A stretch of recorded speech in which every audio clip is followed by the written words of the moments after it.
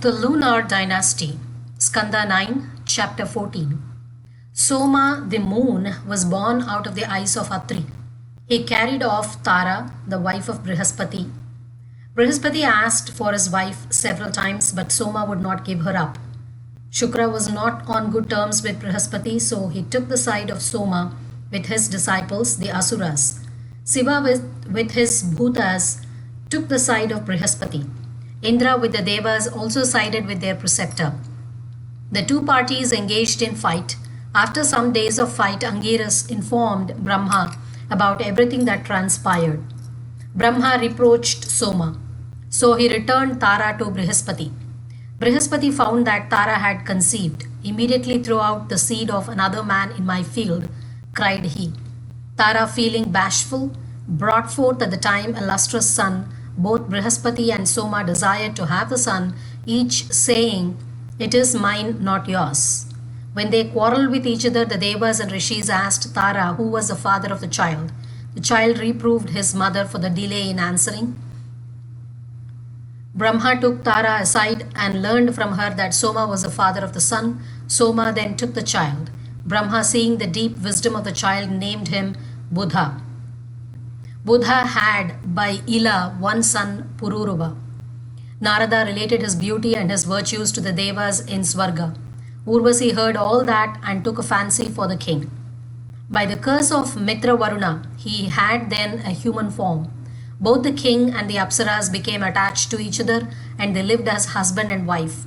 But Urvasi laid down two conditions of her company with the king, that the king was to preserve two rams which the Apsaras had brought with her, and the second condition was the king was never to expose himself before her except in privacy. Indra sent the Gandharvas in search of Urvasi. They found her out and took away her two rams. She had a maternal affection for these animals and she cried out in despair. The king hurriedly took his arms and ran after the Gandharvas. They left the rams and fled away. The king brought them back, but in the hurry he had forgot to cover himself and Urvasi left him. The king became disconsolate and roamed about in search of her. After some days he found her on the banks of the Saraswati with her 5 companions. He entreated her to come back. She promised to give her company to the king one night every year and informed him of her delicate state of health. Urvasi came after a year with one son. She advised the king to entreat the Gandharvas for her hands. The king did so and the Gandharvas became pleased with him. They gave him one Agnisthali, which is called pot of fire. The king took the Agnisthali to be Urvasi and roamed with it in the forest. The Gandharvas gave him the fire for the performance of sacrifice necessary for the attainment of Urvasi. The king found out his mistake at last. He then placed the fire in the forest, went home and meditated every night on Urvasi. On the approach of Treta, he was inspired with the 3 Vedas Karmakanda. He then went to the place of fire and found there one Aswatha tree, the sacred fig, grown from inside a Sami tree, which is called a tree that is said to contain fire. He decided that the fire must be within the Aswatha tree. He took 2 pieces of wood from that tree and produced fire by their friction. He deemed one piece to be Urvasi and the another piece to be himself and the space between the 2 pieces to be his son. By friction, the fire called Jata Vedas came out. Vedas is wealth, enjoyments in general. Jata is grown. Jata Vedas is that fire from which enjoyments proceed, that which gratifies all sense desires. It is the chief fire of the Karmakanda of the Vedas. By the invocation of the 3 Vedas, that fire became threefold. Ahavaniya, Garhapatya and Dakshina are the 3 fires perpetually kept in the household. Ahavaniya is the eastern fire which represents the relations of the householder with the Devas. Garhapatya is a sacred fire which the householder receives from his father and transmits to his descendants and from which fires for sacrificial purposes are lighted. It represents household and family duties. Dakshina is the southern fire. It represents all classes of duty to the Pitris. The king imagined this threefold fire to be his son. The son by his offerings sends his father's soul to Swarga. The sacrificial fire also sends the performer to Swarga. With that fire, he performed yagna desiring to reach the loka of Urvasi. Prior to this, in Satyayuga, Pranava was the only Veda, Narayana was the only Deva, there was only one fire and only one caste. The three Vedas came only from Pururava at the beginning of Treta Yuga. The king attained Gandharva Loka by means of the fire. In Satyayuga, Sattva generally prevailed in men. Therefore, they were all fixed in meditation. But in Treta Yuga, Rajas prevailed, and by the division of the Vedas, Karma Marga made its appearance. According to Sridhara, the true history of the origin of the three Vedas is thus given in veiled words. They originated in the strong desire of men in Treta Yuga for the possession of heavenly things. This gives us about 2 millions of years at the present day.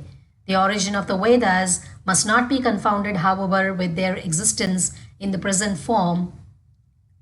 For that, we must refer to the sacrifice of Harishchandra, the adoption of Sunasnepa by Vishwamitra, and the division amongst the Madhu Chanda's brothers.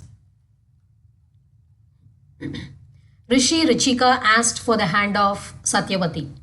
Gadhi did not consider him to be a fit husband for his daughter. He therefore wanted to put him off and said, "Give a dower of 1,000 horses with the luster of moon all over their body, with one of their ears dark colored, for we are sons of Kushika." The Rishi went to Varuna and got the horses. He gave them to the king and married Satyavati. Satyavati and her mother both asked Richika to prepare charu for the birth of a son to each. Charu is an oblation of rice, barley, and pulse boiled together. It is offered to devas and pitris. Richika prepared 2 charus and consecrated one with Brahmana mantra and the other with Kshatriya mantra. The Rishi then went to bathe himself. In the meantime, the mother thought the daughter's charu must be superior to hers.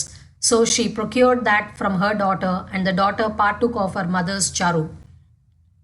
When the Rishi returned and learned what had taken place, he said to his wife, "What an improper thing you have done by this exchange of charus. You shall have a fierce and terrible son, while your brother shall be the greatest in divine wisdom." Satyavati prayed to her husband, saying, "Let it not be so." The Rishi then said, "Then your grandson shall be all that." Jamadagni was born of Satyavati. She became the river Kausiki. Jamadagni married Renuka, the daughter of Renu. Jamadagni had several sons, Vasumat and others. The youngest was Rama, or called Parasurama. He is said to be an incarnation of Vishnu. He destroyed the Haihaya Kshatriyas. He cleared the earth of Kshatriyas 21 times. Kartavirya Arjuna was the chief of the Haihaya clan. He got yogic powers from Dattatreya and also 1,000 heads. He was very powerful. He was hospitably received one day by Jamadagni with the objects yielded by his Kamadhenu. The king longed to have the cow and forcibly carried her away. Parasurama killed the king in battle and carried back the cow. The sons of the king, out of revenge, killed Rishi Jamadagni while Parasurama and his brothers were out. Incensed by this conduct of the Haihayas, Parasurama killed all the Kshatriyas on account of their iniquities. Jamadagni on his death became the 7th Rishi in the constellation of the 7 Rishis. Parasurama will become one of the 7 Rishis in the next Manvantara. He bides his time with axe in hand on the Mahendra mountain. Gadi had his son Vishwamitra. Though a Kshatriya, he became a Brahmana by his tapas. He had 100 sons. The mid-son was Madhuchandas, but they were all called Madhuchandas. Vishwamitra adopted as his son Sunasnepa, son of Ajigartha of the clan of Brigu, after he had been offered up to the Devas, and the Rishi asked his sons to accept him as their eldest brother. Sunasepa has been purchased as the victim of Harishchandra's sacrifice. He prayed to the Devas and to the Prajapati and got liberation. In the clan of Gadi, he was known as Devarata. In the clan of Brigu, he was called Sunasepa. The eldest sons of Vishwamitra did not accept him, so the Rishi cursed them to become Mlechas. Madhuchandas, with the youngest 50, did as asked by the Rishi. The other sons of Vishwamitra were Ashtaka, Harita, Jaya, Kratumat, and others.